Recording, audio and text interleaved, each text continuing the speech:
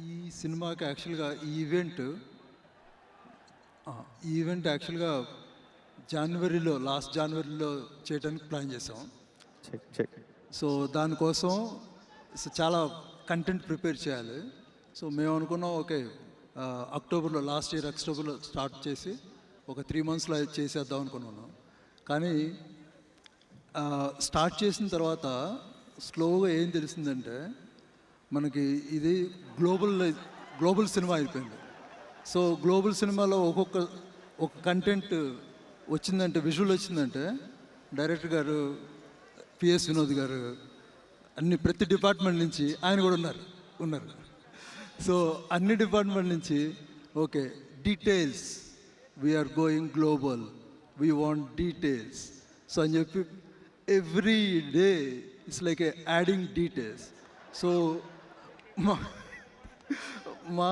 నా సైడ్లో నేను యాక్చువల్గా దీని గ్లోబల్ కాబట్టి we have hired lot of global studios. So lot of talent from the global like Poland, Sweden, USA. So ఇలాగ నా దగ్గర చాలా లిస్ట్ ఉందండి. ఒక్క నిమిషం సార్, చాలా లిస్ట్ ఉంది సార్. అది కిరాణా సామాన్ల లిస్ట్ ఏమో, ఇంకా చాలా ఉంది సార్. వద్దు సార్. సార్ మీరు 3 months అన్నారు, 1 year.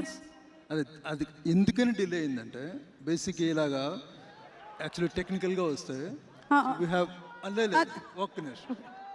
సో ఈ ఒక్క ఫ్రేమ్ రెండర్ చేయాలంటే అంటే ఇదంతా మొత్తం ఇప్పుడు మీరు చూడబోయే ఒక వీడియో ఉంటుంది కదండి, దాంట్లో మొత్తం అసలు యాక్చువల్గా సీజీఏలో వచ్చేసింది. అని సీజీ అంటే కంప్యూటర్ ప్రాసెస్లో చేసింది.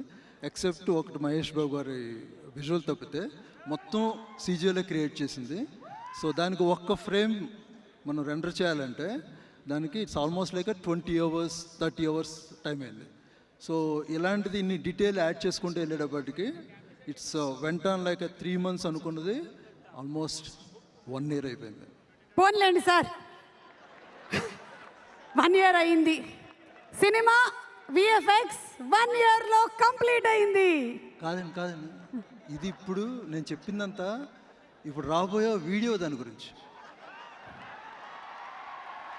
ఇప్పుడు రాబోయే వీడియో విఎఫ్ఎక్స్ 1 year పట్టిందా? కరెక్ట్. మరి 2.5 గంటల సినిమా. ఓకే, నాకు ఇప్పుడు అర్థమైంది కేఎల్ నారాయణ గారు ఇమీడియట్లీ అని ఎందుకు అన్నారు. ఓకే, థ్యాంక్ యూ అండి, నమస్కారం. ఓకే.